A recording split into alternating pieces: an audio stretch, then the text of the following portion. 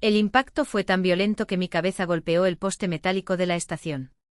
El sonido resonó en la abarrotada explanada, captando la atención de docenas de pasajeros que esperaban el tren, incluida la atenta mirada de mi propia madre.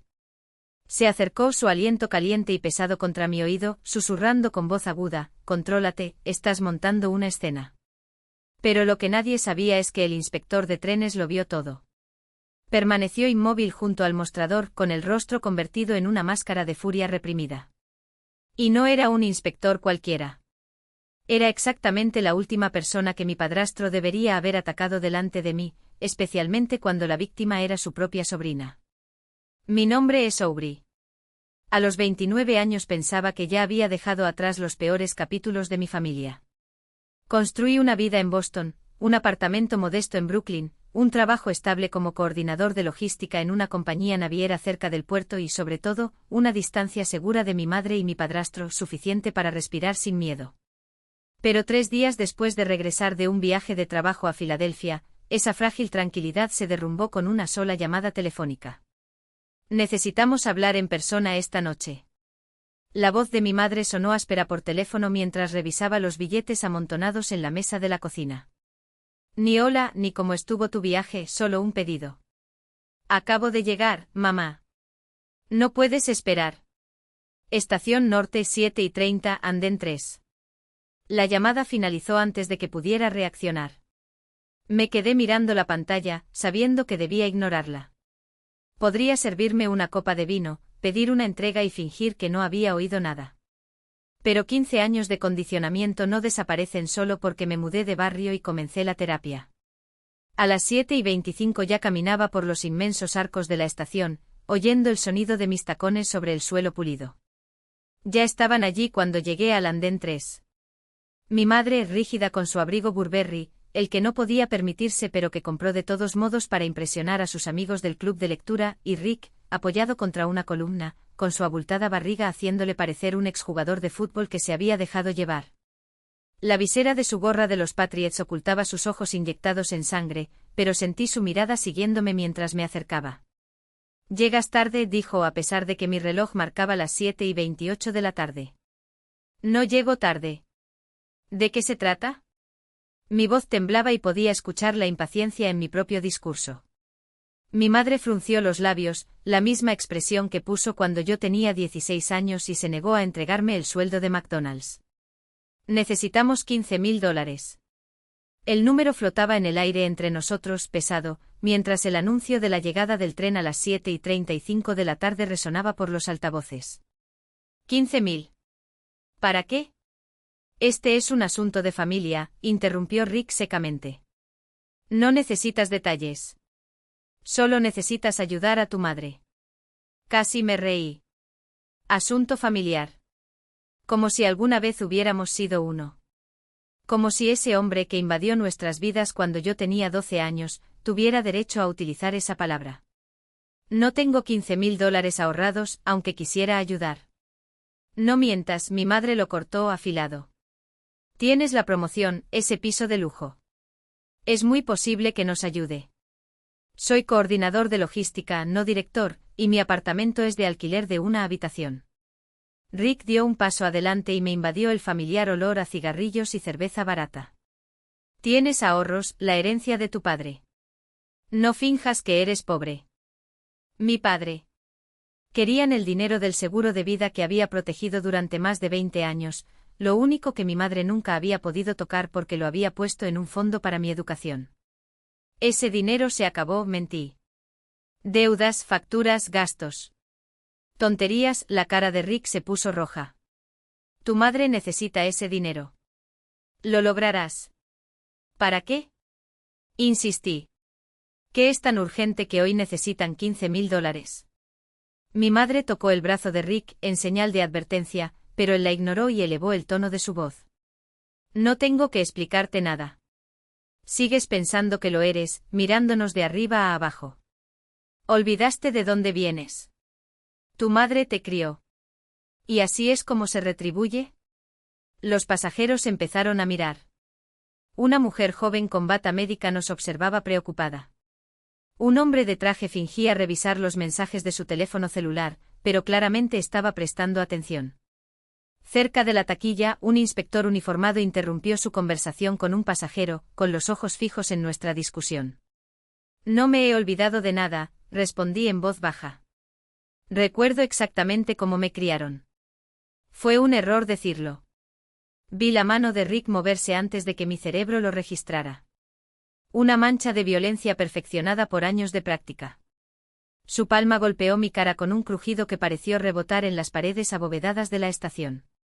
La fuerza me lanzó hacia un lado y mi sien chocó con el poste de metal. Las luces explotaron ante mis ojos. Sentí el sabor metálico de la sangre. La plataforma pareció inclinarse y me aferré al poste para no caer. Entre los zumbidos en mis oídos, escuché exclamaciones de la multitud. Alguien dijo «Dios mío», un niño preguntó qué había pasado. Mi madre se acercó y sus dedos se clavaron en mi brazo. «Baja la voz», siseó. «Nos estás avergonzando». Me toqué la cara y mi mano salió manchada de sangre, donde mi labio se había partido entre los dientes. A su alrededor, algunos pasajeros se habían detenido, sorprendidos. Otros pasaron rápidamente evitando involucrarse. El hombre del traje sostenía su teléfono celular, grabándolo o llamando a la policía, no había forma de saberlo. Pero fue el inspector el que más me llamó la atención. Había abandonado su puesto y venía hacia mí, con los puños cerrados a los costados. Su rostro era una máscara de profesionalismo, pero había algo en su caminar que me parecía familiar, como un recuerdo que insistía en no aflorar. «Hemos terminado aquí», anunció Rick, tirando de mi madre por el codo. «Tienes hasta el viernes para conseguir el dinero. No me hagas ir detrás de ti». Me dejaron allí sangrando en mi blusa blanca, rodeada de extraños que no sabían si ayudar o fingir que no habían visto nada. «El sistema de megafonía de la estación está nuevamente encendido, el 7:35 de la tarde. El tren a Fitchburg está abordando en el andén 3. Veo el abrigo Burberry de mi madre perderse entre la multitud sin que ella siquiera mire atrás. Había obtenido lo que quería, no el dinero, sino la confirmación de que yo todavía era ese adolescente asustado en su casa. Todavía era alguien a quien podían lastimar cuando necesitaban algo. El inspector apareció a mi lado, ofreciéndome un paquete de pañuelos de papel que sacó de su bolsillo. ¿Estás bien? ¿Quieres que llame a la policía? Acepté los pañuelos y los presioné contra mi labio cortado. Cuando levanté la vista para agradecerle, nuestros ojos se encontraron y esa sensación de familiaridad finalmente se hizo clara. Pero no pudo ser. Ahora era mayor, mechones plateados enroscándose a través de su cabello que alguna vez fue oscuro, arrugas marcando las comisuras de sus ojos que no había visto en 17 años.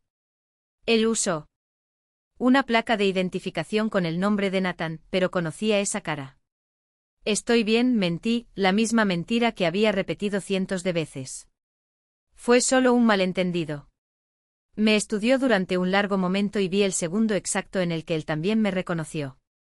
Las máscaras profesionales cayeron, revelando algo en carne viva debajo. Aubrey asintió con la voz ronca, como si le resultara difícil pronunciar las palabras. Sus ojos escanearon la plataforma antes de regresar a mí, y allí, en esos segundos, lo vi todo, la culpa, la ira reprimida, la promesa incumplida. Algo estaba presionado contra mi mano, una tarjeta de presentación. Cuando estés listo para dejar de llamar a esto un malentendido, llámame. Tenemos mucho de qué hablar. El tren llegó con un chirrido de frenos y una ráfaga de vapores de diésel, y Nathan, o Ben, o quien fuera ahora, volvió a sus deberes, ayudando a los pasajeros a subir. Me quedé allí inmóvil con la tarjeta ensangrentada entre mis dedos, observándolo mientras trabajaba con eficiencia mecánica, como si ese encuentro no hubiera sacudido el suelo bajo sus pies. Solo cuando estuve de vuelta en mi apartamento con la puerta cerrada y la cadena puesta, miré la tarjeta correctamente. Nathan Morrison, conductor senior. Pero fue la nota escrita a mano en el reverso lo que hizo que me temblaran las manos. Recuerdo quién eres. Y recuerdo lo que te hicieron. Es hora de que alguien me ayude. Ven. La tarjeta permaneció en la encimera de la cocina durante 3 días, como una granada sin el seguro. No fue hasta el miércoles, después de 3 tazas de café frío y una noche de sueño interrumpida por pesadillas sobre los escalones del sótano, que tuve el coraje de volver a darle la vuelta. Ven. Tío Ben. Después de 17 años, él estaba allí, en esa plataforma, presenciando cómo Rick me golpeaba de la misma manera que lo había presenciado todo cuando yo era un niño. Serví más café en la taza y dejé que el recuerdo aflorara, algo que mi terapeuta llamó un proceso saludable, aunque nunca se sintió así. Mi padre murió cuando yo tenía 6 años. Infarto a los 38. Dejé atrás una pequeña póliza de seguro de vida y una casa que mi madre no podía permitirse. Vendió la propiedad en 6 meses, nos mudó a un apartamento estrecho en Revere y empezó a salir con la desesperación de alguien que nunca había aprendido a estar solo. Rick llegó cuando yo tenía 12 años. Recuerdo la primera vez que lo vi, su enorme silueta llenaba la entrada, trayendo consigo el olor a aceite de motor y cigarrillos mentolados. Mi madre se reía como una adolescente, llevaba un vestido que nunca había visto antes, el lápiz labial muy brillante, muy barato. Aubrey, este es Rick. Cenará con nosotros esta noche. Él nunca se fue. Al cabo de 3 meses ya vivía con nosotros. En 6 había establecido las reglas, nada de respuestas, nada de comentarios sobre las latas de cerveza vacías que se amontonaban como trofeos de su presencia y sobre todo, nada de desahogarse con extraños. Lo que pasa en esta casa se queda en esta casa, repetía mi madre, mientras se cubría los moretones con corrector. La gente no lo entendería. La primera vez que Rick me levantó la mano tenía 14 años. Se había olvidado de lavar su camioneta, una de mis obligaciones, que de alguna manera se había vuelto exclusivamente mía. Esa vez no me golpeó. Simplemente me agarró la muñeca con tanta fuerza que dejó marcas y la sostuvo sobre la estufa encendida. Olvídalo de nuevo y veamos cómo haces tus quehaceres con vendas. Mi madre estaba en la habitación de al lado. Deberías haber oído mi grito. Vio las marcas más tarde. Su respuesta: debes tener más cuidado. Rick trabaja duro. Merece respeto. El tío Ben nos visitó 2 semanas después por última vez. El hermano de mi padre. El revisor que, cuando era pequeña, me llevaba en viajes cortos en tren, enseñándome a leer horarios y perforar billetes. Inmediatamente notó las marcas descoloridas en mi muñeca. ¿O qué aconteceu ahí, garota? Miré a mi madre, parada en la puerta como un carcelero. Me tropecé. Sostuve el objeto equivocado mientras intentaba sostenerme. Ben no lo creía. Lo vi en sus ojos, en la forma en que se endurecieron cuando nos miró a mi madre y a mí. Intentó hablar con ella en privado y se oyeron voces en el patio mientras Rick estaba en el trabajo. Pegué la oreja a la ventana, captando fragmentos: no es seguro, necesito ayuda, obligación de proteger. Su respuesta fue glacial: no tienes idea de lo que es ser madre soltera. No te atrevas a juzgarme. Rick es bueno con nosotros. Aubrey es simplemente torpe. Siempre lo ha sido. Ben se fue ese día y nunca regresó. Mi madre les dijo a todos que él había mostrado su verdadera cara, que estaba celoso de nuestra felicidad y que intentaba destruir a nuestra familia. Cortó contacto con toda su línea paterna, alegando que eran influencias tóxicas. Estaba solo. Lo peor sucedió cuando tenía 16 años. Había ahorrado dinero de mi trabajo en McDonald's para comprar un cuaderno usado para la escuela. When Rick found out he had a secret stash, he exploded. Cometí el error de afirmarme, decir que era mío, que había ganado. El empujón me arrojó hacia atrás, por las escaleras del sótano. 13 pasos. Conté cada uno mientras mi cuerpo los golpeaba. La conmoción cerebral me dejó fuera de la escuela durante una semana. La versión oficial: me tropecé cargando ropa sucia. Aubrey siempre ha sido propenso a sufrir accidentes, le explicó mi madre al consejero escolar que llamó para comprobarlo. La mujer debió sospechar, porque pidió hablar conmigo directamente. Pero con mi madre rondando cerca, ¿qué podría decir? Me aferré a la mentira, odiándome a mí mismo por ello, pero odiando aún más a mi madre por hacer lo necesario. Aprendí a ser invisible. Obtenga calificaciones altas, pero no tan perfectas como para llamar la atención. Trabajo a tiempo parcial, pero siempre doy la mitad de mi salario para ayudar con los gastos. Escribía ensayos para la universidad escondidos, como si fueran contrabando, en la biblioteca pública. Cuando obtuve una beca parcial para la Universidad de Boston, mi madre actuó como si la hubiera traicionado. Después de todo lo que me sacrifiqué por ti, gimió. Rick fue más directo, ¿crees que eres mejor que nosotros? Esa universidad te hace especial. Volverás con fuerza cuando descubras cómo es el mundo real. Pero no volví.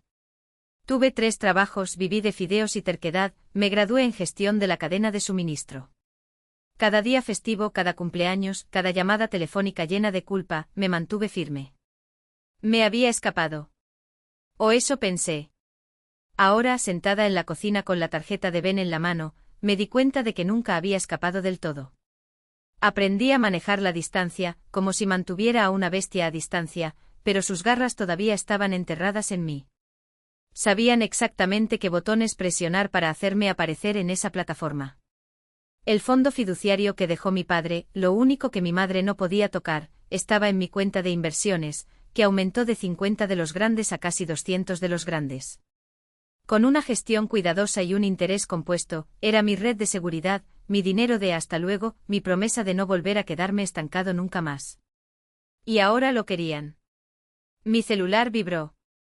Un mensaje de mi mamá, viernes, Aubrey. No compliques las cosas. Lo borré sin responder y tomé la tarjeta de Ben nuevamente. Hace 17 años, había intentado ayudar y lo habían rechazado. Pero ya no tenía 14 años. No estaba atrapada en esa casa, dependiendo de su aprobación o aterrorizada por las represalias. Bueno, no tan asustado. Mi reflejo en la ventana de la cocina mostró el hematoma que florecía en mi mejilla, morado y verde, como un mapa de los lugares donde todavía dolía. Documentos con cuidado como si cada hoja fuera un arma cargada. Ya han cometido suficientes errores. Ahora es el momento de usarlo contra ellos. Esas palabras deberían asustarme. En otro momento me habrían hecho retroceder, encogerme de hombros y murmurar un «lo siento» automático. Pero algo había cambiado desde el lunes, algo que no era solo el desvanecimiento del hematoma o el dolor en el labio sanando. Fue como si, cuando toqué esa herida con mis dedos, finalmente hubiera reconocido su forma, no fue un accidente. Era una firma. Y se pueden rastrear las firmas. Tienes un plan, dije, no como una pregunta, sino como una observación. Los años de Ben como conductor de trenes no se trataron solo de horarios y vías, se trataba de calcular rutas, anticipar curvas, saber exactamente cuándo frenar o acelerar. Había pasado 17 años observando desde lejos, esperando el momento adecuado para entrar a la estación. Ahora el tren se movía. Tenó confirmó, deslizando carpeta de volta para a pasta. Pero te necesitamos. Siempre ha sido así. Tu madre y Rick cuentan con una cosa, que seguirás doblegándote. ¿Quién elegirá su paz antes que tu seguridad? ¿Quién preferirá el silencio a la verdad? Mi dedo trazó el borde de la taza de café ahora fría. Elige su paz. ¿Cuántas veces había hecho esto?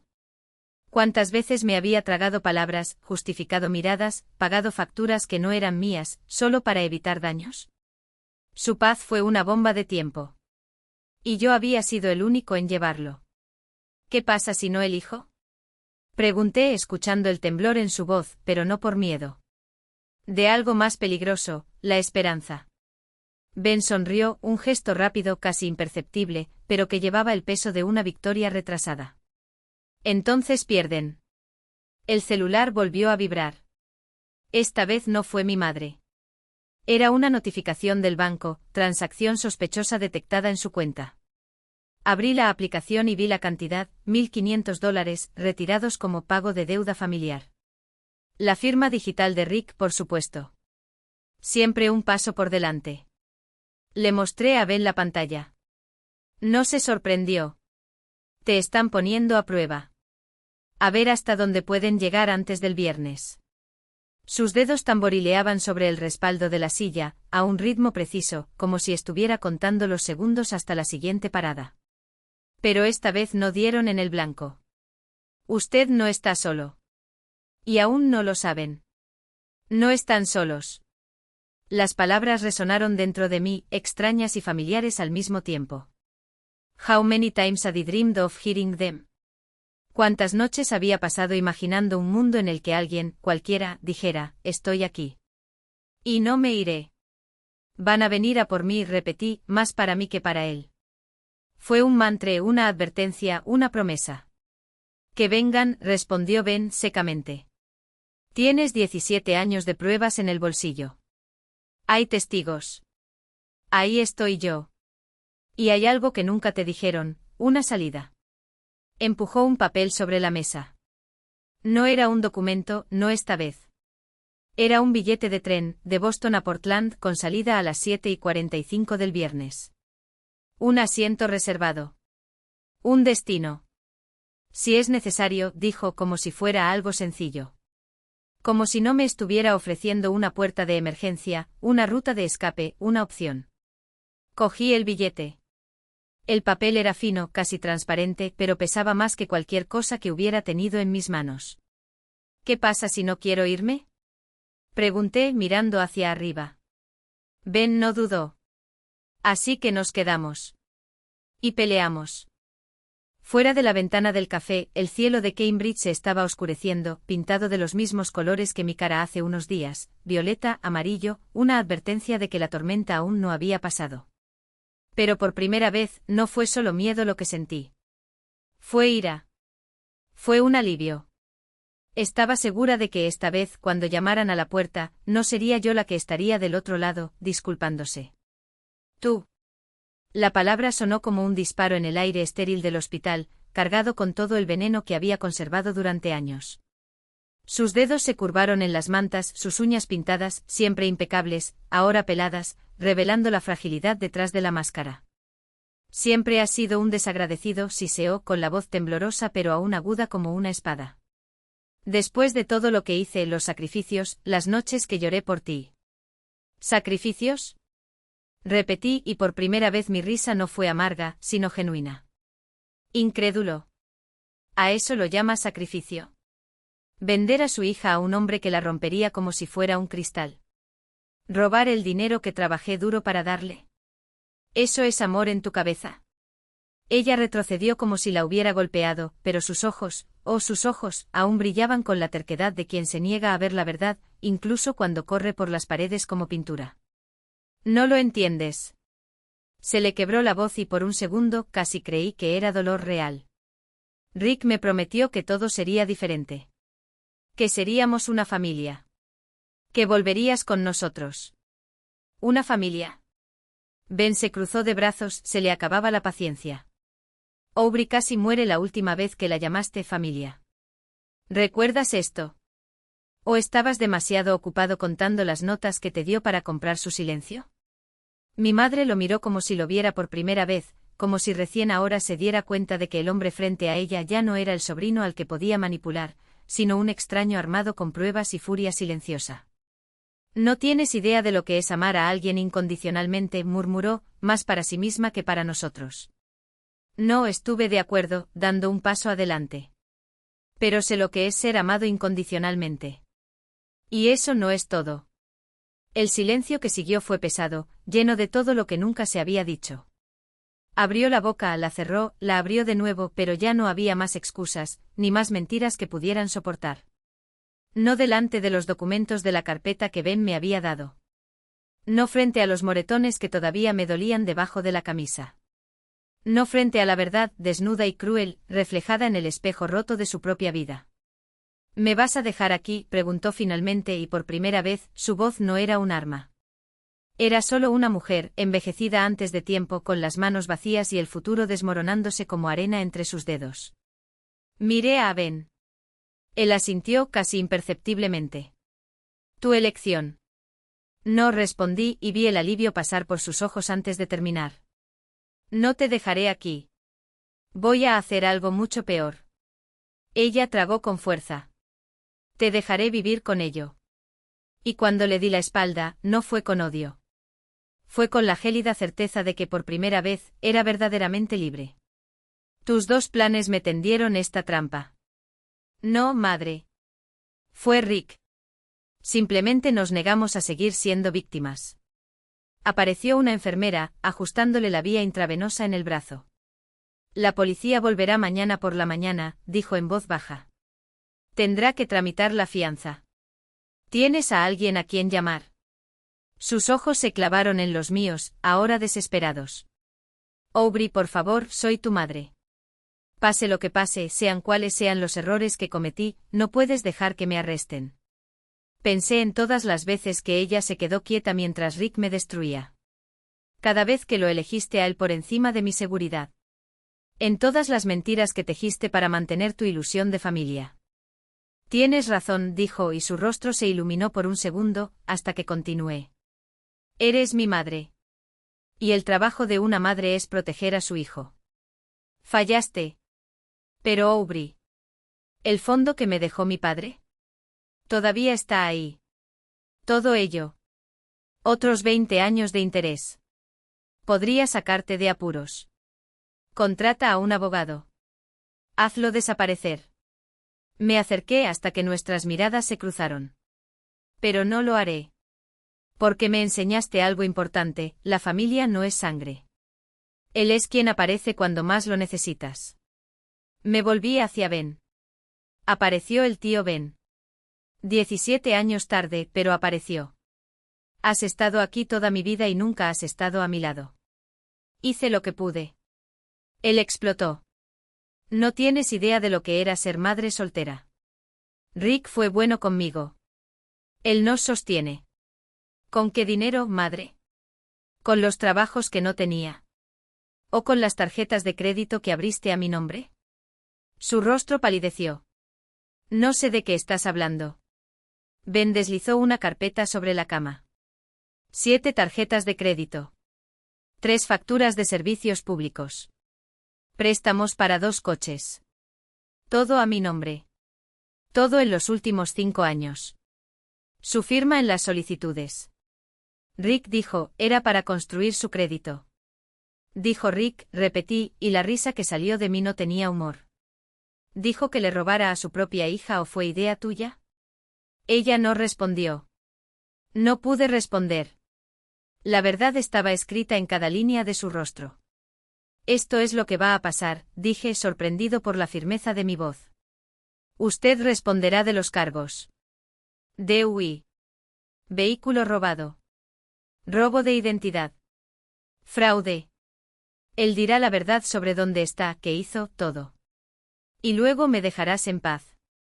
Para siempre. No puedes hacerme esto. Soy tu madre. Tienes razón, estuve de acuerdo.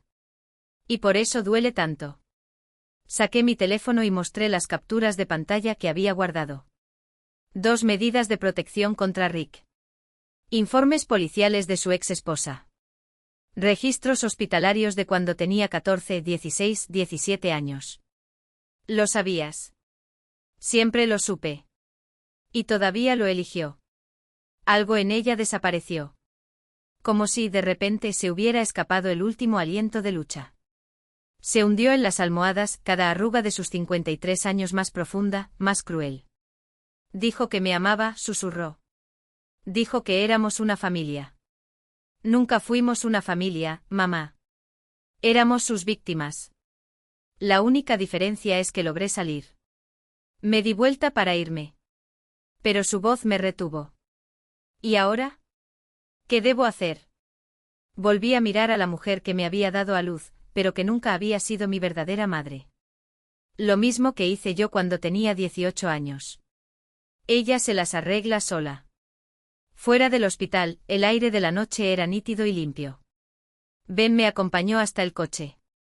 Ninguno de nosotros habló hasta que llegamos al vehículo. Lo hiciste bien, niña, dijo finalmente. Tu padre estaría orgulloso. ¿Lo estarías? Me incliné en el auto, repentinamente exhausto. Acabo de meter a mi madre en la cárcel. No. Rick la metió en la cárcel. Ella se puso allí. Simplemente dejaste de cargar con su peso. Su mano apretó mi hombro. Te va a doler por un tiempo. La culpa, las dudas. Pero hiciste lo correcto. Sabía que tenía razón. Pero saber y sentir eran universos diferentes. Mientras conducía por las calles vacías, pensé en la chica de 18 años que había salido de casa sin nada más que determinación y la necesidad de sobrevivir. Había construido una vida, una carrera, una identidad, mientras cargaba con el pasado como cadenas invisibles. Esa noche finalmente los dejé caer. No se sentía como libertad. Se sintió como si estuviera de luto. Pero tal vez ese fue el primer paso. La detective María Santos tenía ojos que habían visto demasiado, pero aún contenían una chispa de compasión. Nos sentamos en una sala de interrogatorios de la comisaría, las luces fluorescentes contrastaban con fuerza contra las paredes beige. Ven a mi lado, una presencia sólida que todavía estaba aprendiendo a tener. Tu madre está cooperando, dijo Santos, deslizando una carpeta sobre la mesa. Proporcionó mucha información sobre Rick Morrison, o mejor dicho, Richard Morris. No debería sorprenderme que incluso su nombre fuera mentira. Pero de alguna manera me dolió. Tiene órdenes de arresto en Arizona y Nevada, continuó. Fraude, agresión, violencia doméstica. Tu madre fue la última víctima, pero creo que eso ya lo sabías. Sabía que era peligroso, admití. No sabía cuánto. Santos abrió la carpeta. Fotografías. Boletines. Documentos judiciales. Un reguero de mujeres destruidas en 3 estados. Cada uno pensando que había encontrado el amor. Cada uno quedó en ruina, financiera, emocional y física. Señaló una foto de una mujer con un ojo morado, de 2018. Phoenix.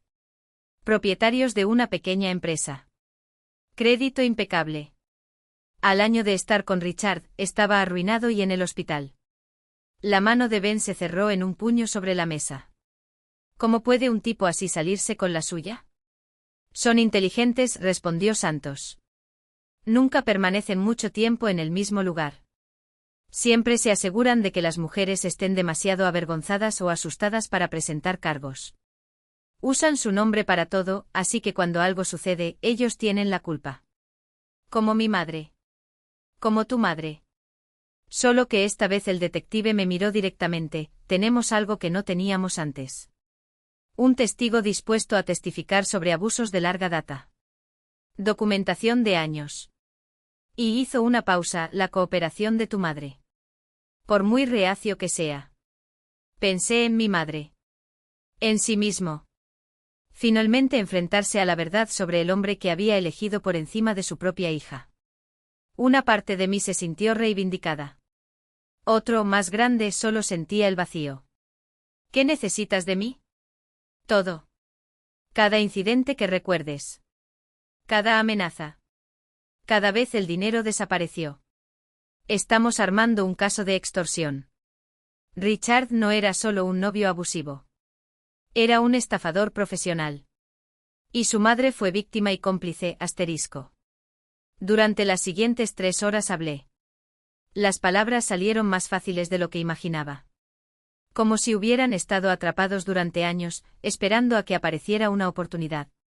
Ben añadió detalles de lo que había presenciado y Santos registró todo con eficacia clínica. ¿Qué pasa con las tarjetas a mi nombre? Yo pregunté. ¿Qué tan malo es? Sacó otra hoja. 7 cartas. Deuda total de aproximadamente $43.000. Préstamos para 2 automóviles, 67.000. Facturas de servicios públicos y retrasos varios, levantó la vista. Tu madre fue minuciosa. Los números me golpean como puñetazos. Mi crédito es impecable. Años de cuidadosa planificación financiera, destruidos por la mujer que me trajo al mundo. ¿Se puede recuperar algo? Con documentación que acredite la suplantación de identidad, la mayoría sí. Pero llevará tiempo. Abogados. Paciencia. Sus ojos encontraron los míos con una mezcla de lástima y respeto profesional. Lamento que esto te haya pasado. La palabra familia sonaba extraña, como un traje que ya no me quedaba bien. No después de lo que había hecho. Esa misma noche conocí a Patricia Chen, la abogada designada por Ben. Pequeña pero con una reputación despiadada por delitos financieros, su oficina reflejaba su personalidad, líneas rectas, ángulos precisos, sin excesos. La buena noticia, dijo, revisando mis documentos, es que tenemos pruebas claras de fraude. ¿Las malas noticias? Recuperarse del robo de identidad es un maratón, no una carrera corta. Ella miró por encima de sus gafas. ¿Estás preparado para esto? Tengo elección. Mi voz salió más firme de lo que sentía. Siempre hay una opción. Cruzó los dedos sobre la mesa. Podría rendirme. Absorber la deuda. Déjalos ganar. Un silencio pesado. Pero algo me dice que no eres de los que se dan por vencidos. Ella tenía razón. La chica que escondía moretones y ponía excusas ya no existía. En mi lugar estaba sentado alguien a quien todavía estaba descubriendo, alguien que se defendió. ¿Cuál es el primer paso? Congela todo. Patricia deslizó una libreta hacia mí. Todas las cuentas, todas las tarjetas. Luego comenzamos a disputar los cargos, a presentar informes policiales y a reconstruir su identidad financiera desde cero. Ella hizo una pausa. Será invasivo. Agotador. ¿Y mi madre? Mi voz no tembló. Su rostro permaneció impasible. Se enfrenta a entre 5 y 10 años de prisión. Con la cooperación contra Richard, quizás menos. Sin ella. Un asentimiento. Quizás toda la década. 10 años. Mi madre podría pasar los próximos 10 años tras las rejas porque eligió a un estafador en lugar de a su propia hija. Hay una cosa más. Patricia hojeó un documento. El fondo fiduciario de tu padre. Necesitamos protegerlo de inmediato. Si ella se entera de él. Ella lo sabe. La ironía ardía. Siempre lo supe. Eso es lo que quería en la estación de tren. Así que lo transferimos hoy. Me empujó unos papeles para que los firmara. Nuevas cuentas, nuevas contraseñas, todo bloqueado. He visto demasiados casos de gente desesperada haciendo cosas desesperadas. Cada firma era un trazo de pluma en la arena. Esto es mío. Esto está protegido. Esto ya no está al alcance de quienes me hacen daño. Mi teléfono vibró. Número desconocido. En contra de mi buen juicio, respondí. Puta ingrata. La voz de Rick, áspera por la ira y el whisky barato, llenó la línea. Destruiste todo. Presioné el altavoz. Patricia ya estaba grabando. Almiar. O debería decir Richard House. ¿De Phoenix? Un descanso. ¿Crees que eres inteligente? Tu madre está en la cárcel por tu culpa. No, Ricardo. Mi voz era helada. Está en la cárcel porque cometió delitos. Para ti. Sabía en lo que se estaba metiendo. Siempre quise más de lo que podía dar, esa perra codiciosa. Patricia garabateó algo en su libreta, que siga hablando. ¿Es por eso que estás huyendo? Yo pregunté. ¿Por qué lo deseaba demasiado? ¿O por qué la policía de 3 estados quiere hablar con usted? No sabes nada. Sé lo de Phoenix. Del dueño de la panadería. De Las Vegas y el maestro. ¿Quieres que continúe? El silencio se prolongó hasta que pensé que había colgado. Entonces, tu madre merecía algo mejor que una hija deshonrada como tú. Mi madre merecía algo mejor que un estafador que la usó y la desechó. Respiré profundamente. Pero tienes razón en una cosa, ella tomó su decisión. Ahora vive con ella. Esto no ha terminado. Se acabó, sí. Mis palabras fueron espadas. Ya terminaste, Richard. No más mujeres a las que engañar. No más familias que destruir. La policía sabe quién eres. Donde quiera que corras, te estarán esperando. Intentó hablar, pero lo interrumpí. ¿Y Ricardo? Mi voz bajó letal. Si te acercas a mí, si siquiera piensas en volver a Boston, estaré listo. Ya no tengo 14 años. Ya no tengo miedo. Y tengo recursos que ni te imaginas. Colgué antes de que pudiera responder. Me temblaban las manos, pero no mi voz. Patricia me miró con algo cercano a la aprobación. Bien hecho.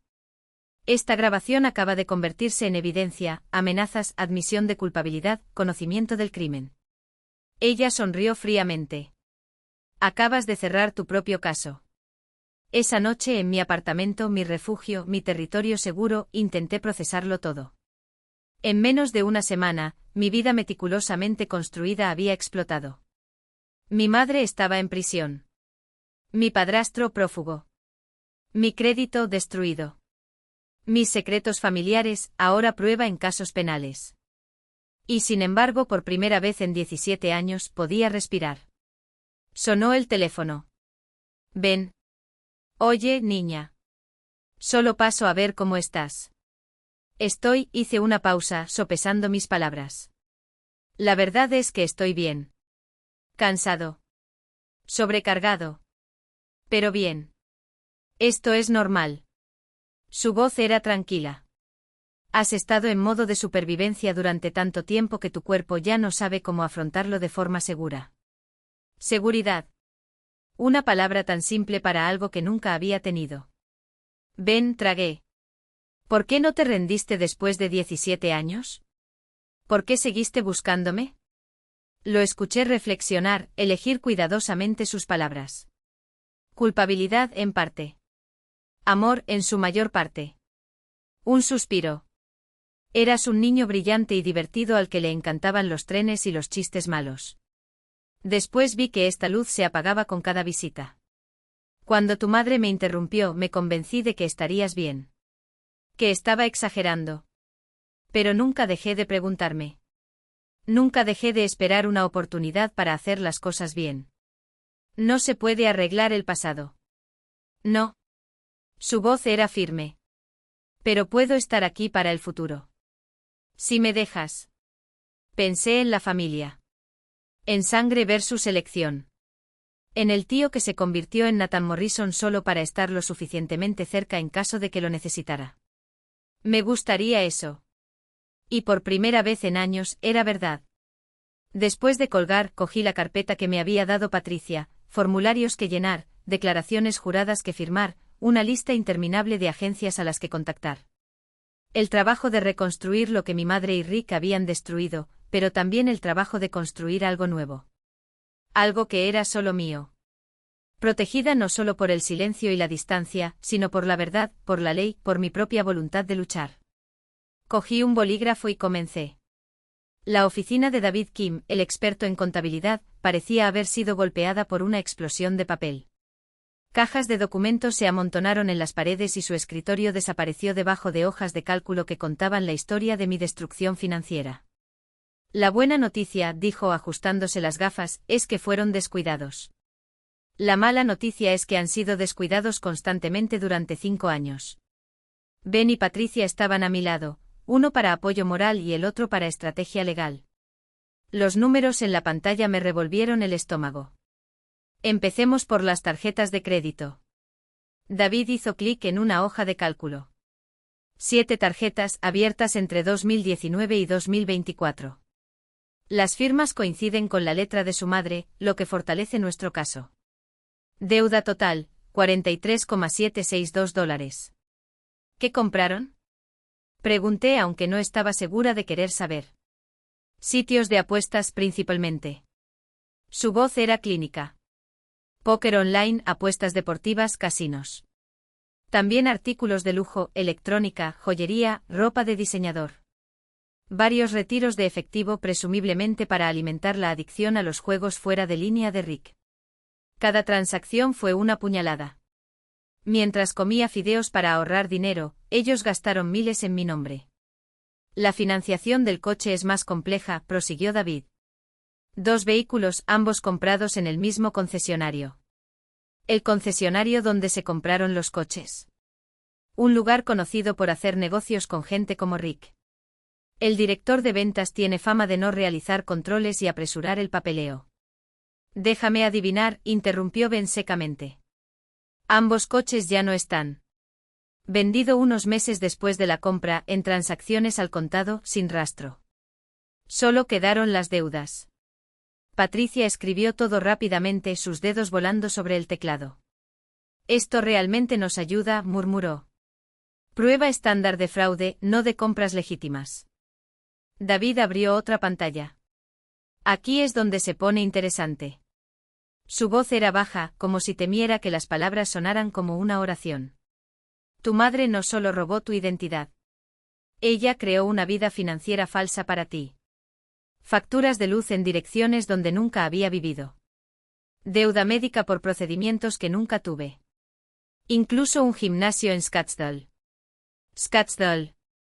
La palabra resonó. Arizona. El lugar al que Rick había huido el año pasado cuando se estaba preparando para el próximo golpe. En el momento en que se estaba instalando allí, confirmó David, con los ojos llenos de una lástima que yo no quería. Tu madre no fue solo otra víctima suya, Aubrey. Ella fue su cómplice. Las palabras me golpearon como un puñetazo en el estómago. Hasta entonces todavía tenía una frágil ilusión, que mi madre había sido manipulada, forzada, arrastrada a ese abismo. Pero los documentos no mentían. Hubo planificación. Había intención. Hubo colaboración. Hay más, advirtió David, como si supiera que ya estaba en mi límite. Encontramos 3 solicitudes de préstamos comerciales, todas utilizando su información. Todos lo negaron, pero lo intentaron. El fondo fiduciario. La última pieza del rompecabezas. Cuando los préstamos no funcionaron, fueron tras el dinero que mi padre había guardado bajo llave. Exactamente, estuvo de acuerdo David. Su negativa a liberar los fondos es lo que la salvó de un desastre aún mayor. Si hubieran conseguido esos 15.000, el dinero se habría evaporado en días. Y volverían por más. Patricia se inclinó hacia adelante y tamborileó los dedos sobre la mesa. David, ¿cuál es el periodo de recuperación? Con la cooperación de las autoridades y pruebas claras de fraude, de 6 meses a 1 año para las tarjetas de crédito, respondió. Los préstamos para automóviles tardarán más, tendremos que demostrar que usted nunca fue propietario de los vehículos. Las deudas médicas deberían ser las más fáciles de disputar. ¿Y mi puntuación? Actualmente 423, admitió David sin rodeos. Con trabajo podremos volver a alcanzar un nivel respetable en 2 años. Bien por 3. 2 años. 3. Había pasado una década construyendo un historial impecable. Lo destruyeron en 5. Necesito aire, advertí levantándome de repente. Afuera, el distrito financiero de Boston bullía de energía a la hora del almuerzo. Hombres y mujeres trajeados pasaban apresuradamente, viviendo sus vidas normales, con sus puntajes de crédito intactos y con madres que no los habían traicionado.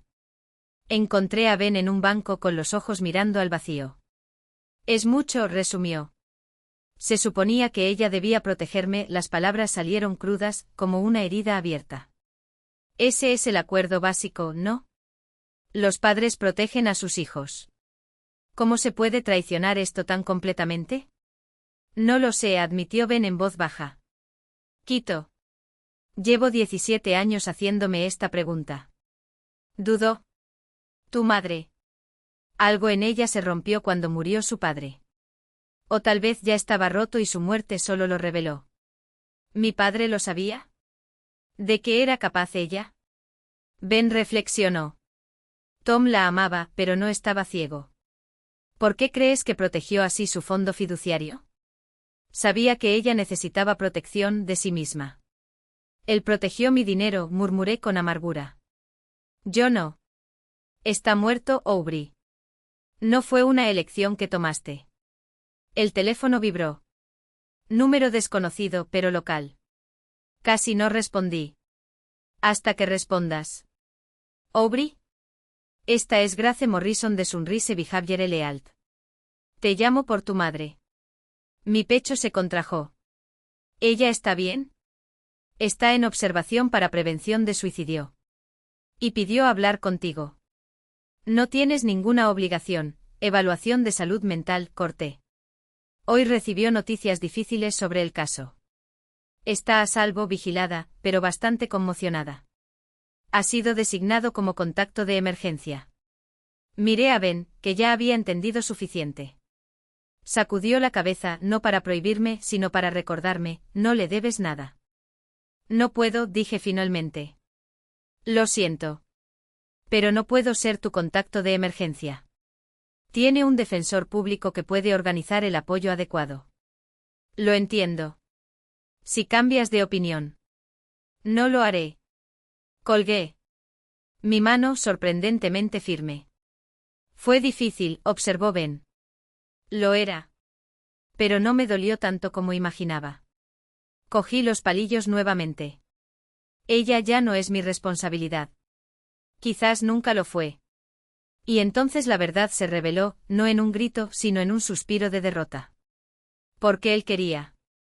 Rick descubrió el valor de aquellos alquileres silenciosos, esas propiedades olvidadas en los registros, y convirtió mi herencia en moneda de chantaje. Cada mes, cada cheque depositado en cuentas que nunca vi, fue el precio de mi silencio. ¡Oh, mi vida! Levantó la vista y por primera vez en décadas, no vi ningún cálculo en ellos.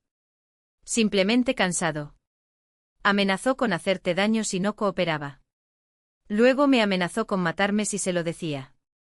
Su voz era un hilo deshilachado. Elegí mal.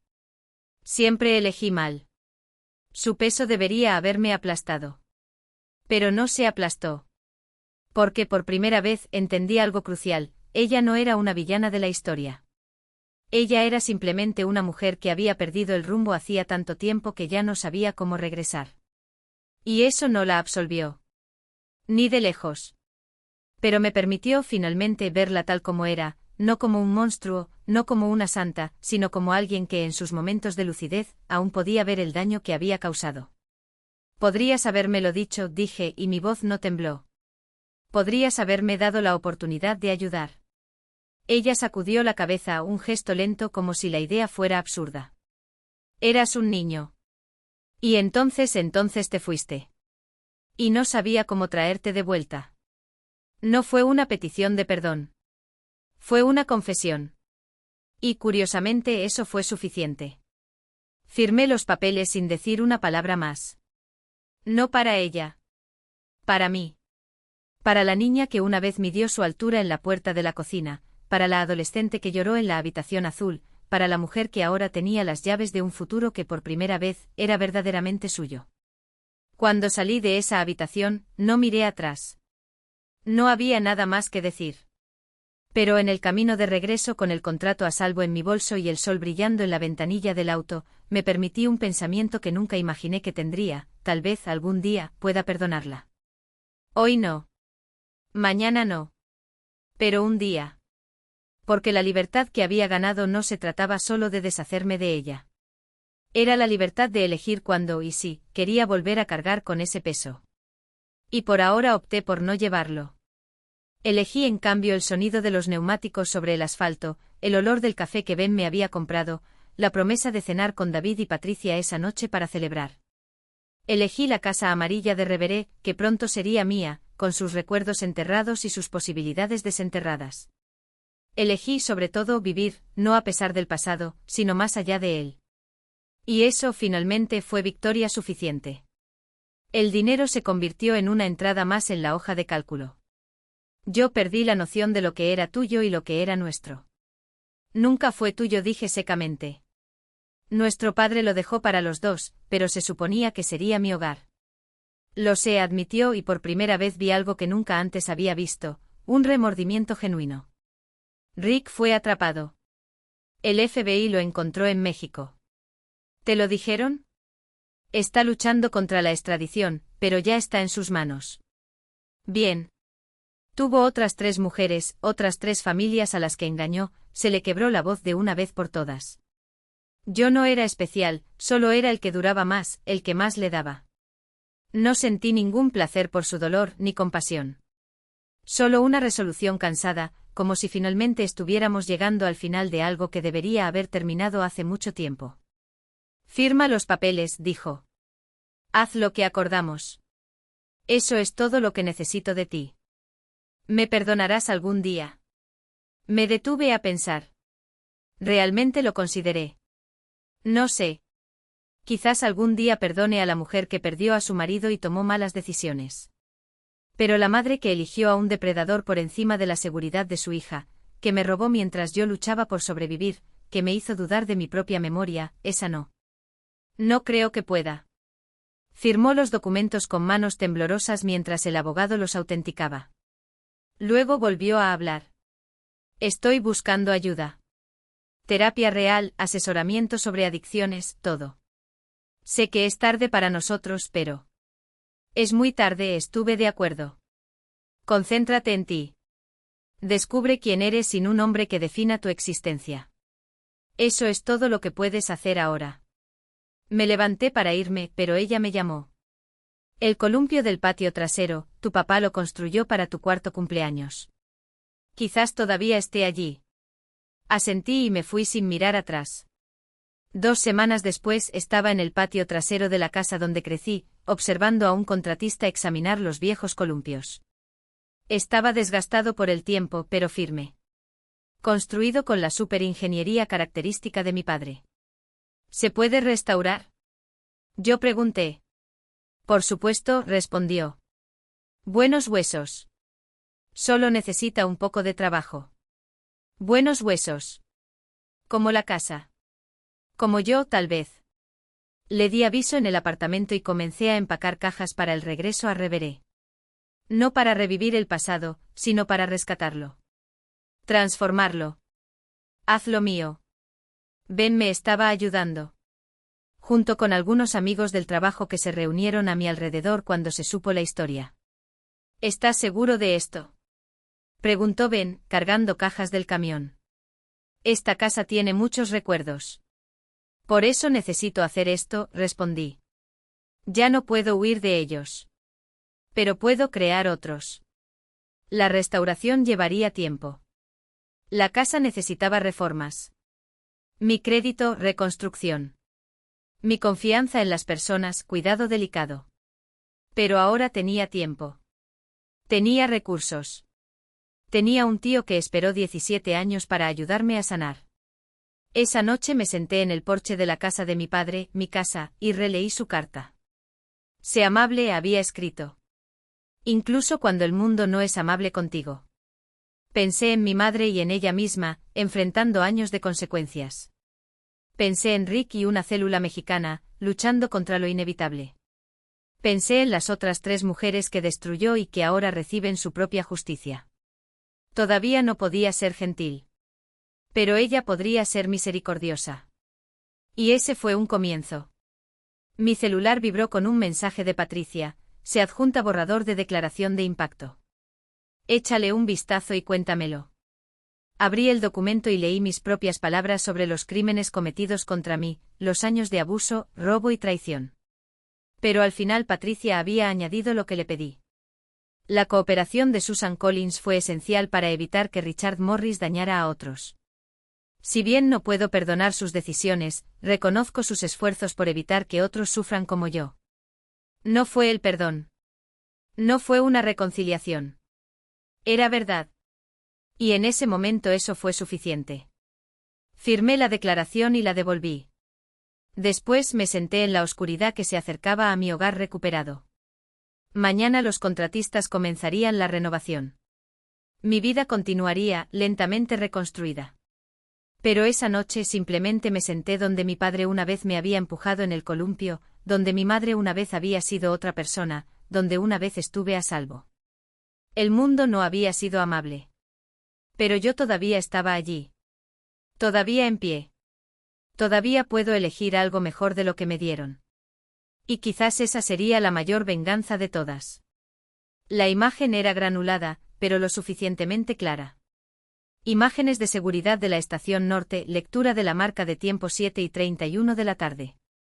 Hace 3 meses me encontré recibiendo una bofetada. Vi mi cabeza golpear el poste. Vi a mi madre inclinarse con su susurro venenoso. Pero lo que la cámara capturó, y yo no me había dado cuenta en ese momento, fue la reacción de la multitud, el grito ahogado colectivo, los teléfonos celulares levantados, el guardia de seguridad avanzando antes de que Rick y mi madre huyeran. Esta es nuestra prueba definitiva, dijo Patricia, pausando el vídeo. Con el testimonio de Nathan Morrison y los testigos adicionales que hemos localizado, Richard Morris no tiene ninguna posibilidad. Estábamos en su oficina, preparándonos para el juicio. Rick había sido extraditado 2 semanas antes. Su escondite en México fue allanado después de que intentó realizar la misma estafa a una viuda local. Ahora estaba en la cárcel del condado de Suffolk, representado por un defensor público que parecía estar constantemente sobrecargado de trabajo. Las otras mujeres quieren declarar, prosiguió Patricia. Los 3. Incluso formaron un grupo de apoyo. De hecho, se hacen llamar los refugiados de Rick. Eso es macabro pero divertido, admití. El humor ayuda. Deberías considerar unirte a ellos. Después de que todo esto termine. Después de que todo esto termine. La frase sonó extraña. El caos, las batallas legales, la ansiedad constante se habían convertido en mi normalidad. ¿Cómo sería el después? El detective Santos llamó y entró. Buenas y malas noticias. Lo bueno, la auditoría forense está completa. Podemos demostrar un fraude sistemático durante los últimos 6 años. Lo malo, el abogado de Rick está tratando de echarle toda la culpa a su madre.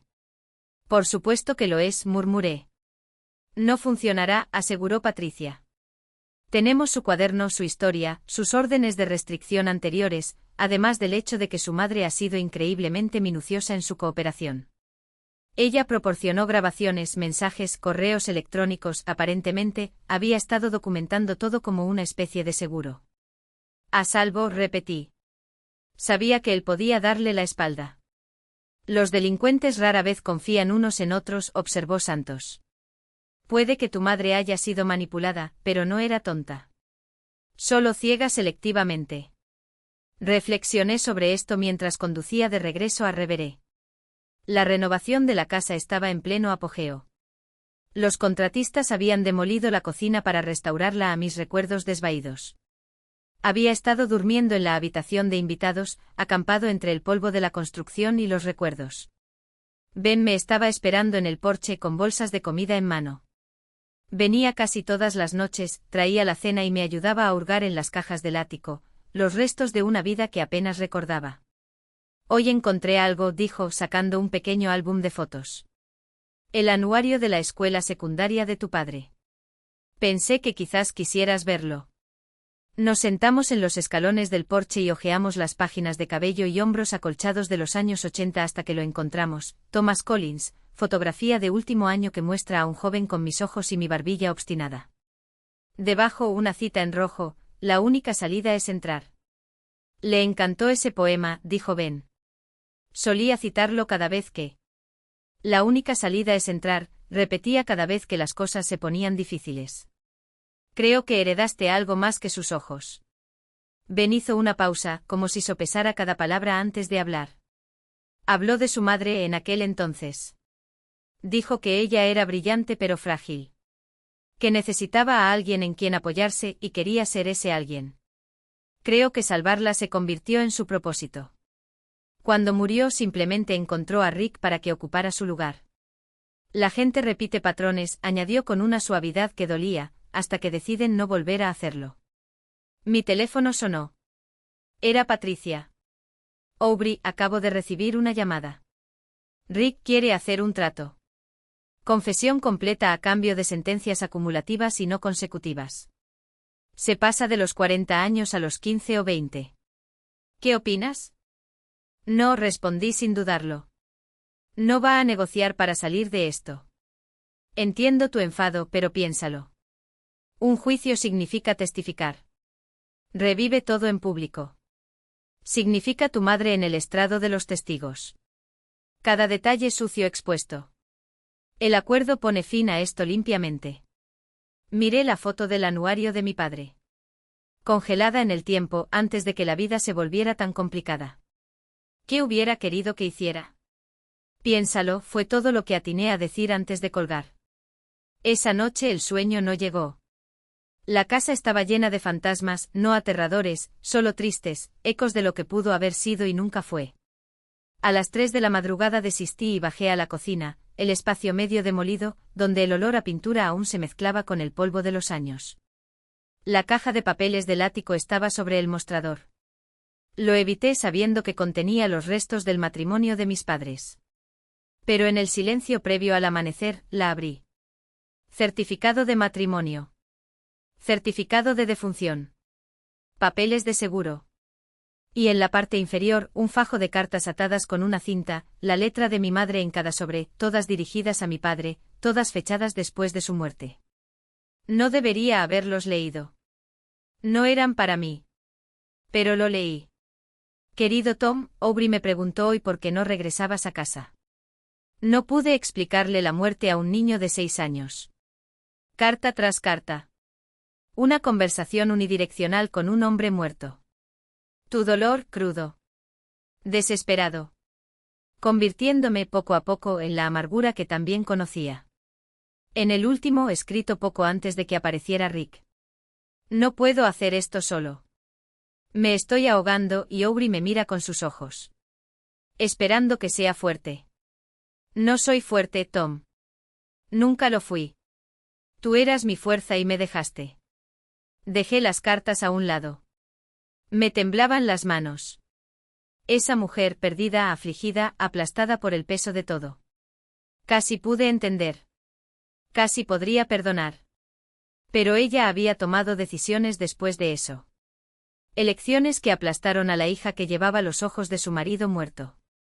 Mi teléfono vibró. Un mensaje de un número desconocido. Soy Miranda Chen. De Rick Survivor Network.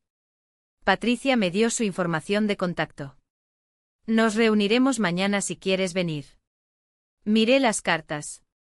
Luego a la cocina a medio terminar, donde mi altura había sido marcada con cariño en el marco de la puerta. La única salida es entrar, murmuré. Sí, respondí. Voy a estar allí. La noche siguiente entré en un centro comunitario en Somerville, siguiendo las indicaciones hacia la sala de reuniones B. 4 mujeres estaban sentadas alrededor de una mesa, con café y galletas entre ellas como barrera contra las duras verdades. Tú debes ser Aubrey, dijo una mujer asiática, aproximadamente de mi edad. Soy Miranda. Estas son Jennifer, Rosa y Diane.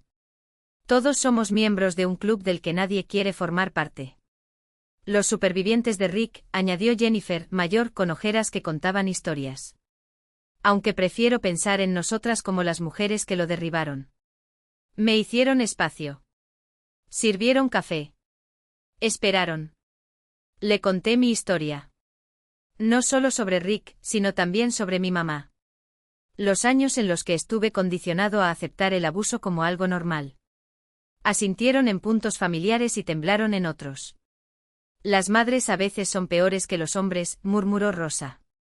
El mío sabía que mi ex me ganaba. Dijo que necesitaba aprender a calmarlo. La mía dijo que fue culpa mía por subir de peso después del bebé, añadió Diane. Que yo lo había provocado.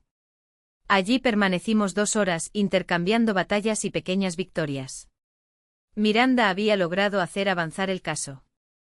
Jennifer tenía una orden de protección que finalmente se mantuvo. Rosa había fundado una ONG para supervivientes. Diane había escrito un libro. ¿Cuál es tu victoria?, preguntó Miranda. Pensé. Recuperé mi casa. La casa de mi padre. Y estoy aprendiendo a diferenciar entre familia y parentesco. Ese es un problema importante, dijo Jennifer. La sangre no significa seguridad. De camino a casa, sentí que algo se movía dentro de mí. Esas mujeres habían sobrevivido a Rick en diferentes momentos y de diferentes maneras. Pero compartíamos una verdad, nos habíamos ido. Habíamos reconstruido. Éramos más de lo que nos habían hecho. En casa, Ben me estaba esperando.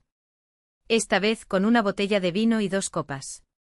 Pensé que podrías necesitar esto, dijo. ¿Cómo estuvo el grupo? Duro. Bien. Ambos. Acepté el vaso, agradecido. Aceptaré el trato. Él asintió sin sorprenderse. ¿Qué te hizo cambiar de opinión? Esas mujeres. Siguieron adelante. Construyeron vidas después de Rick. No quiero pasar meses en el tribunal reviviendo el pasado. Quiero centrarme en el futuro. Tu padre estaría orgulloso, dijo Ben en voz baja. Encontraste tu camino. Nos sentamos en el porche y contemplamos las estrellas aparecer sobre Reveré. Mañana llamaría a Patricia y aceptaría el trato. Rick cumpliría un mínimo de 15 años. Mi madre, de 5 a 7. La renovación de la casa continuaría. Mi crédito se reconstruiría lentamente. Pero esa noche me quedé allí con mi familia elegida y el tío que había esperado 17 años para ayudarme. Una casa que recordaba el amor. Y la certeza de que había sobrevivido a lo que se suponía que me destrozaría. La única salida es entrar, murmuré. ¿Qué? Preguntó Ben. Algo que solía decir mi padre. Estoy empezando a entender lo que quiso decir. A medida que la noche avanzaba, sentí que el peso de 3 meses de revelaciones, confrontaciones y batallas legales se convertía en algo parecido a la aceptación. No el perdón, que tal vez nunca llegue. No olvido, las cicatrices eran demasiado profundas. Pero aceptación de que esta era mi historia. Desordenado. Doloroso. Y en última instancia, el mío para escribir. Dentro de la casa, la cocina esperaba su renacimiento. Arriba, cajas de recuerdos esperaban ser organizadas. En prisión, 2 personas que moldearon mi vida a través de sus decisiones esperaban sus sentencias. Y ya no esperé nada. La espera había terminado. El verdadero trabajo, construir una vida libre de sus sombras, ya había comenzado. La sala del tribunal era más pequeña de lo que había imaginado. Ni una galería dramática, ni un imponente tribunal como en las películas.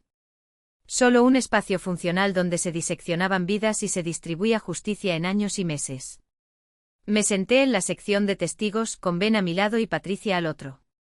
Al otro lado del pasillo, Rick vestía un mono naranja y parecía más pequeño de lo que recordaba.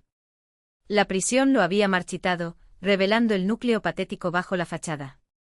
Su defensor público, un joven que parecía recién salido de la universidad, hojeaba nerviosamente los papeles. Mi madre no estaba allí. Ya había sido sentenciada 2 semanas antes, 6 años, con posibilidad de libertad condicional después de 4. No fui a su juicio. Que todos se pongan de pie, anunció el alguacil. Preside la honorable juez Margaret Walsh. La juez Walsh, de unos 60 años, con cabello plateado y ojos que habían visto demasiado, revisó el acuerdo con expresión impasible. La voz antes incluso de responder. Era ella. Mi mamá. El silenciador del teléfono vibró contra la mesa de granito, resonando como una advertencia. Respiré hondo antes de deslizar el dedo por la pantalla. No había ningún guión para esta conversación, ni una declaración de impacto preparada de antemano. Solo ella, yo y 17 años de ruinas entre nosotros. Hola. Su voz era baja, áspera, como si hubiera tragado un vaso. Escuché la noticia. Sobre el juicio. No pregunté cómo. Los presos tienen acceso a periódicos, rumores y llaman a quienes aún responden. Esperé. Ganaste. Un descanso. Se lo merecía. 2 verbos en pasado. Yo gané. Se lo merecía. Como si eso cerrara el asunto. Como si todo pudiera resumirse en una transacción moral, una deuda saldada. ¿Y tú? Pregunté finalmente.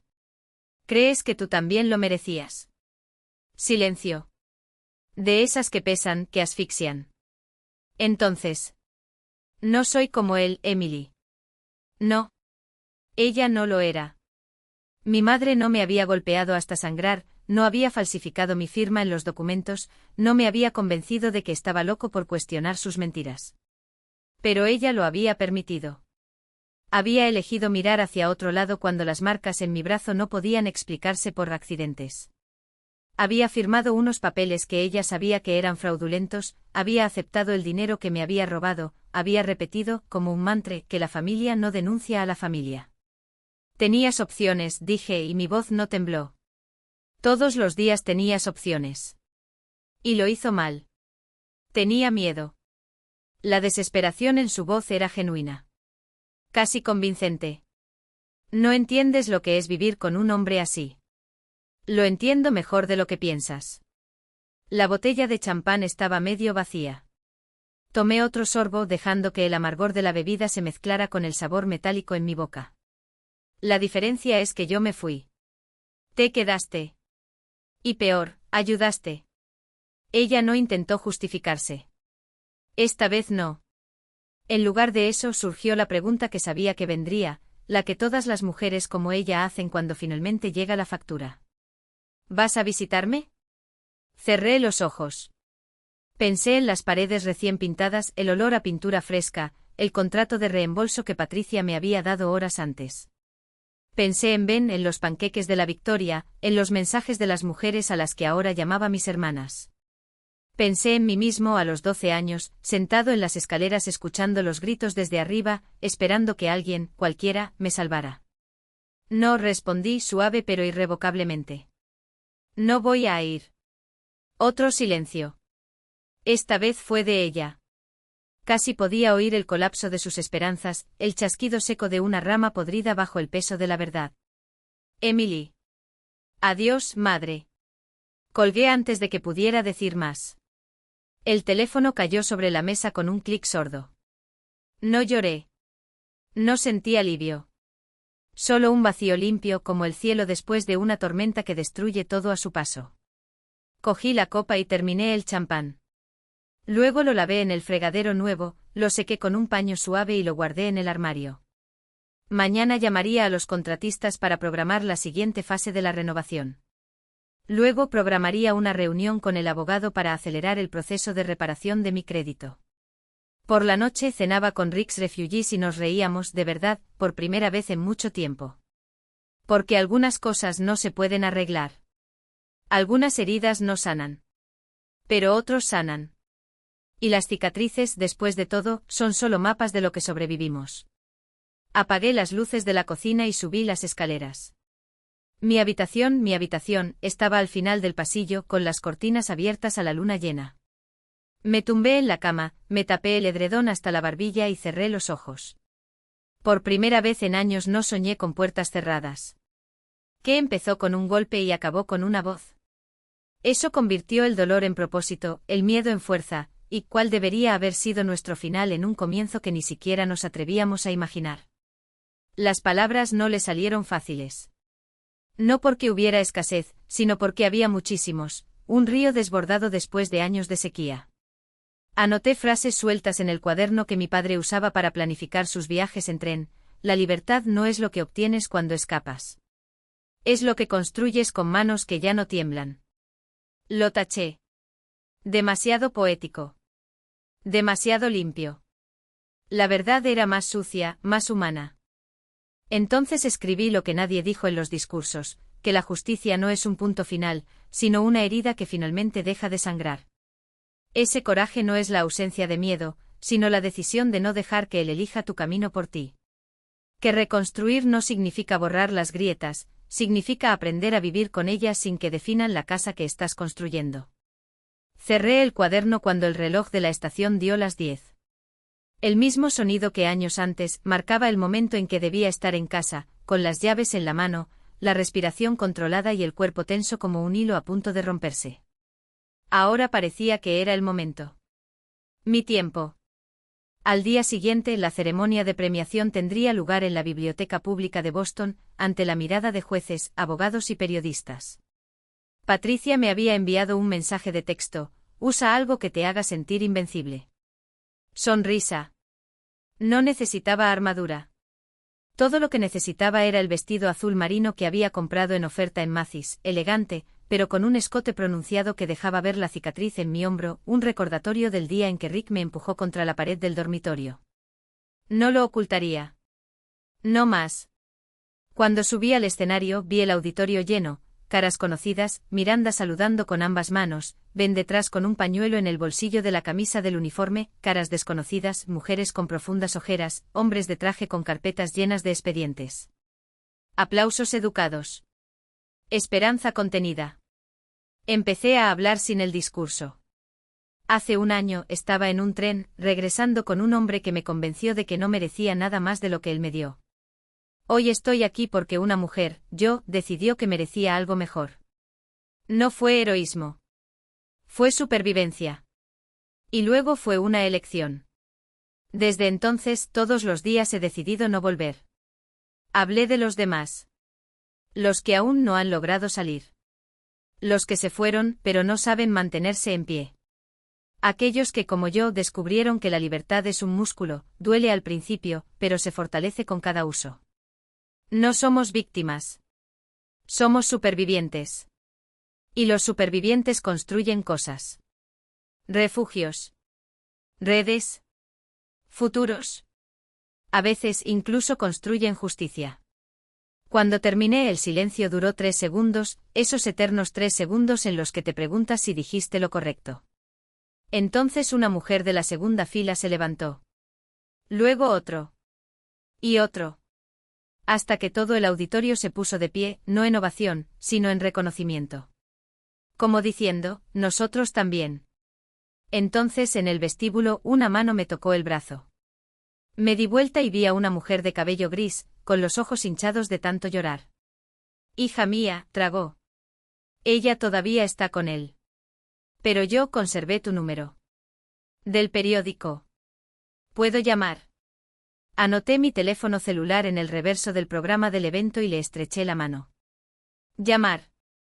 En cualquier momento. Porque al final eso fue todo. No se trataba de premios, discursos o titulares.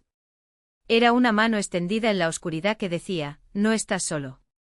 Y si yo puedo hacerlo, tú también puedes. Esa noche en casa, me quité el vestido y lo colgué en mi armario, no como reliquia, sino como recordatorio. Al lado, la camisa rota que usé la última vez que vi a Rick. 2 trozos de tela. 2 versiones de mí. Me tumbé en la cama que ya no era un campo de batalla, sino un lugar de descanso.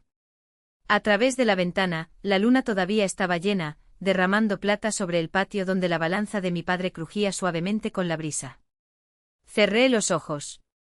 Y por primera vez en mucho tiempo, no tuve que convencerme de que estaba a salvo. Lo sabía. De víctima a superviviente. De superviviente a voz. ¿Cómo explicar que lo que me rompió fue también lo que me abrió? La computadora portátil hizo un suave sonido y la línea de asunto del correo electrónico me dejó paralizado. De parte de Susan Collins, por favor lea. Esta vez no fue una carta, sino un mensaje enviado a través del sistema monitoreado de la prisión. Contra todo instinto hice clic. Aubrey, sé que no lees mis cartas. No te culpo. Pero quería que supieras, hoy subí al estrado en otro caso. Otra mujer que Rick lastimó por lo que dije. Obtendrá justicia. No deshará lo que te hice. Nada lo hará. Pero tal vez ayude a equilibrar un poco la balanza. Estoy recibiendo ayuda aquí. Ayuda real. Aprender quién soy sin que un hombre me defina. Como dijiste, espero que algún día puedas perdonarme. Pero si no puedo, lo entiendo. Te amo. Siempre te he amado.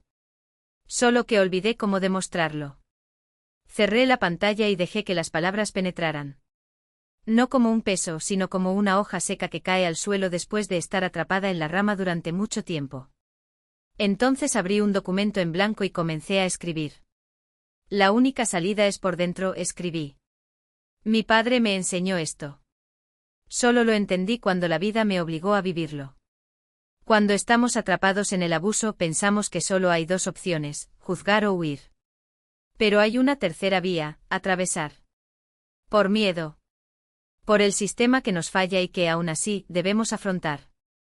Por el dolor de enfrentar a quienes nos hacen daño. Por el lento y duro trabajo de reconstruir no solo los muros, sino los cimientos. Las palabras brotaron puras, como si el veneno de años finalmente se hubiera convertido en medicina. Algo que pudiera llegar a otras personas perdidas en el mismo laberinto. Afuera, el silbido de un tren atravesó la noche, pero no sonó como una advertencia o un adiós. Sonaba como siempre debería haberlo sonado, una máquina que llevaba a las personas desde donde estaban hasta donde debían estar. Ya estaba donde necesitaba estar. En casa. Seguro. Rodeada de quienes elegí como familia. Construir una vida que honrara tanto a la niña que había sido herida como a la mujer que se había rehecho a sí misma. El discurso podría esperar hasta mañana. Esa noche abrí una botella de vino, puse música y bailé sola en la cocina. No porque estuviera celebrando algo concreto, sino porque podía. Porque la alegría ahora era una elección que me pertenecía. Porque el tren había salido de la estación y yo no estaba en él. Estaba en casa.